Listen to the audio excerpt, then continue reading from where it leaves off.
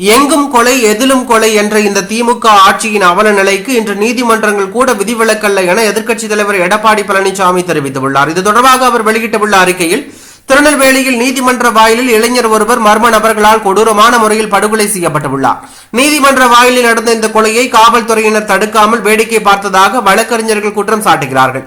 நீதிமன்ற வாயில்களில் அச்சமின்றி குற்றச்செயல்கள் தொடர்ந்து நடைபெறுவது என்பது மு.க. ஸ்டாலின் ஆட்சியில் சட்டம் ஒழுங்கு மீள முடியாத அளவிற்கு படுபாதாளத்திற்கு சென்று விட்டதன் அத்தாட்சி. இது மட்டுமல்லாமல் கடந்த 24 மணி நேரத்தில் மட்டும் செய்திகளில் வந்தவை: சென்னை டி நகரில் வங்கிக்குள் புகுந்து வங்கி ஊழியரின் காது வெட்டு, சிவகங்கையில் தாயின் கண்ணெதிரே மகனை மர்ம கும்பல் வெட்டி கொலை, சென்னை அம்பத்தூரில் நள்ளிரவில் கஞ்சா போதையில் 5 பேருக்கு கத்தி குத்து, தனிப்பட்ட கொலைகள் என்று இன்னும் எத்தனை நாட்கள் தான் திரு மு.க. ஸ்டாலினின் திமுக அரசு சட்டம் ஒழுங்கு சீர்கேடுகளை கடந்து செல்ல போகிறது?